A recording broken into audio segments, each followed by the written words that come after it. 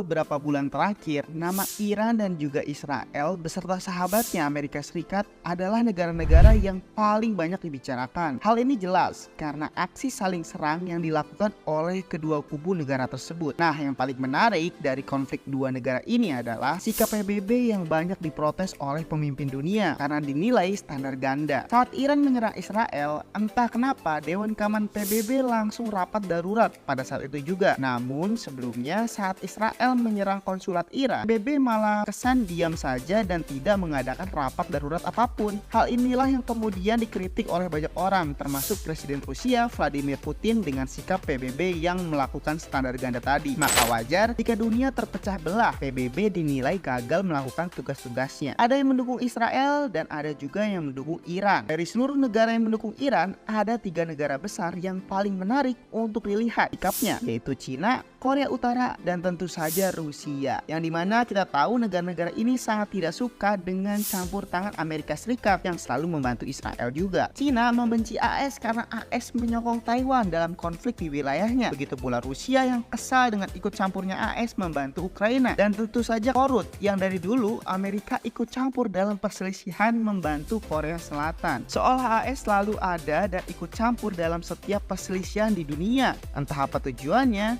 yang akhirnya membuat AS banyak dimusuhi juga oleh negara-negara besar tersebut, dan mereka akhirnya ikut membantu kubu yang berseberangan juga dengan AS. So langsung aja kita bahas detailnya, let's go. Tapi sebelum itu pastikan kalian udah like dan subscribe channel Republika Mahasiswa ya.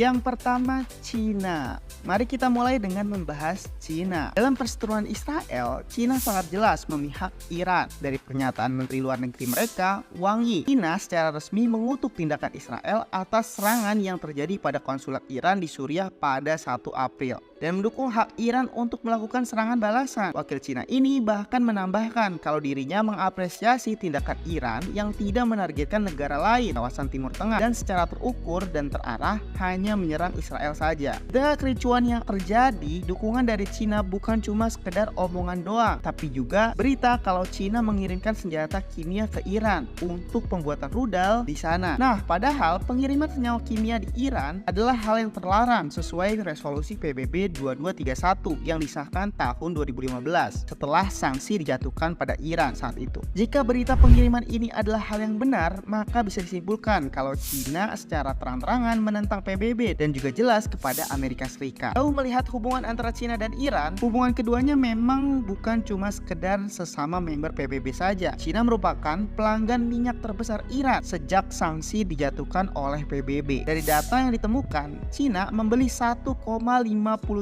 juta barel per hari dari Iran. Bukan cuma menjadi pelanggan minyak tetap, Cina juga memberikan investasi luar biasa senilai 400 miliar US dollar atau setara 6.489 triliun rupiah untuk perjanjian dagang dan juga proyek konstruksi untuk meningkatkan perekonomian Iran. Khusus untuk meningkatkan perekonomian pasca sanksi yang dijatuhkan, Iran memang banyak mendekatkan diri dengan Cina, bahkan masuk di organisasi kerjasama Shanghai pada tahun 2021 silam. Kedekatan Iran dan juga Cina bukan cuma sekedar persoalan ekonomi, sebab untuk dunia persenjataan militer keduanya juga cukup maju. Cina diketahui menjadi salah satu pemasok senjata utama Iran, bahkan sejak perang Iran-Irak di tahun 1980-an. Hubungan persenjataan antara kedua negara ini memanglah sangat erat. Bahkan di tahun 2021 Cina memberikan akses kepada Iran untuk menggunakan Beidou Navigation Satellite System yang mampu meningkatkan akurasi dari rudal yang diluncurkan oleh Iran. Amerika dan sekutunya jelas melihat hal ini sebagai ancaman. Makanya Amerika Serikat sering menuduh Cina menyediakan bahan senjata ke Iran seperti pada 2023 kemarin. Ya entah apa yang ada di kepala Amerika Serikat, mereka mengecam negara lain memberikan senjata pada Iran, tapi tidak membatasi dirinya memberi senjata kepada Israel. Aduh, kok cuma bisa nyalain orang sih, padahal sendirinya juga melakukan hal tersebut ya.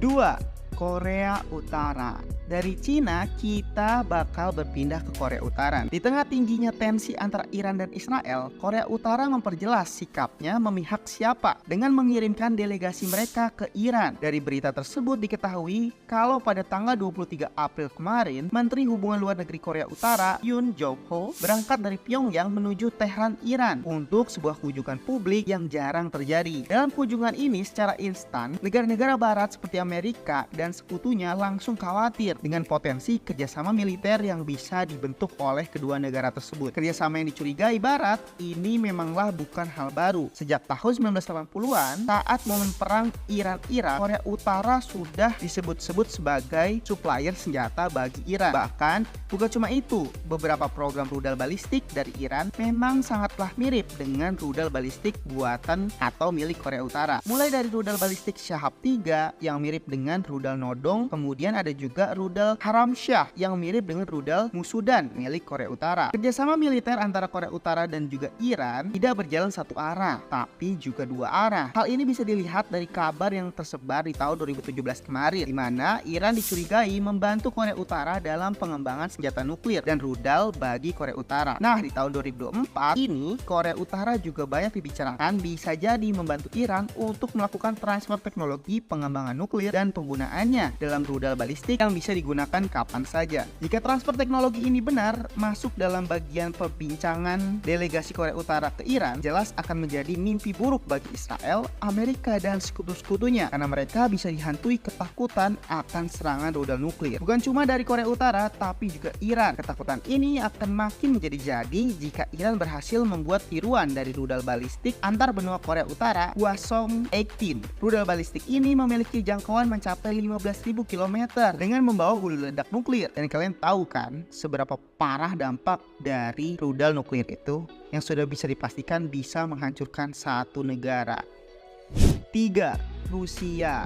Mari sekarang kita berpindah ke negara Rusia. Konflik Iran dan Israel yang terjadi, dalam sekejap Rusia langsung memperlihatkan keberpihakannya kepada Iran dengan mengecam serangan Israel di konsulat Iran di Suriah dan menyebutnya sebagai pelanggaran hukum internasional berat. Keberpihakan Rusia pada Iran ini bukanlah hal baru karena kedua negara punya banyak kesamaan. Mulai dari negara yang paling banyak disanksi di dunia hingga ketidaksukaan keduanya atas pengaruh Amerika Serikat di kawasan masing-masing. Rusia tidak senang dengan pengaruh Amerika di Eropa, utamanya di negara-negara ex-Uni Soviet, seperti perselisihan Ukraina sebelumnya. Kemudian, Iran juga tidak senang dengan pengaruh Amerika Serikat di Timur Tengah, utamanya dengan keberadaan Israel tersebut. Dalam beberapa waktu terakhir, hubungan kerjasama antar Rusia dan Iran memang berada di puncak-puncaknya. Salah satunya disebabkan minat Iran untuk membeli sistem pertahanan udara Rusia S-400 untuk memperkuat diri dari serangan-serangan Israel. S-400 ini memang seksi di mata Iran karena memiliki radar canggih yang mampu mendeteksi jet tempur siluman sekelas F-35 milik Israel yang merupakan pabrikan Amerika Serikat yang cukup canggih. Dari segi spesifikasinya, S-400 memiliki radar yang memiliki jangkauan mencapai 600 km. Saat mendeteksi bahaya, S-400 juga bisa menembakkan rudal 40M6E yang memiliki jangkauan mencapai 380 km dengan kecepatan maksimum hingga Mach 3,5 atau sekitar 1.200 meter per detiknya. Dengan kemampuan ini, Iran bisa membuat pilot F-35 Israel benar-benar panik. Ya, meskipun tentu saja uang yang harus dikeluarkan Iran untuk S-400 ini tidaklah sedikit. Dari yang diketahui, unit ini dijual Rusia dengan harga mencapai 1,25 miliar US dollar atau setara dengan 20,3 triliun rupiah. Selain S-400, Iran juga melakukan pembelian pada jet mutakhir Rusia Su-35. Tidak tanggung-tanggung, Iran memesan hingga 50 unit yang harga satuannya bisa mencapai 80 juta US dollar atau sekitar 1,2 triliun rupiah. Pembelian ini sebagai salah satu langkah modernisasi kekuatan angkatan udara Iran yang memang sudah lama ketinggalan zaman. Dari berita terbarunya, Su-35 ini bisa saja dikirim Rusia di akhir atau awal tahun bulan Mei. Jika pengiriman ini benar, maka Iran akan memiliki jet tempur yang bisa menyaingi jet tempurnya Israel, di mana Israel memiliki F-15 Eagle, F-16 Fighting Falcon, dan F-35 Lightning II. Nah, dari semua negara yang dibahas, hal menarik sebenarnya terlihat dari sebaran geografis tiga negara tadi, di mana tidak satu pun yang berasal dari Timur Tengah. Padahal di Timur Tengah kan mengakunya pro-Palestina ya, dan mengecam tindakan Israel. Tapi parahnya, malah beberapa fakta terungkap di mana negara Timur Tengah malah melindungi Israel. Contohnya Yordania yang mencegat rudal Iran, serta ada juga Uni Emirat Arab dan juga Arab Saudi yang membagi informasi intelijen pada Amerika tentang serangan Iran. Padahal kita tahu Amerika adalah teman atau sahabat baiknya Israel yang pastinya akan membocorkan informasi tersebut. Dan entah apa yang akan terjadi di kemudian hari nanti, namun kita semua pasti berharap tensi konflik bersenjata yang hampir menyulut perang dunia ketiga ini semoga bisa reda ya. Mari kita berdoa untuk kebaikan semuanya. Amin amin ya rabbal alamin. So mungkin segitu aja video kali ini. Like video ini kalau suka, dislike aja kalau nggak suka, dan sampai ketemu lagi di video-video selanjutnya. Bye bye.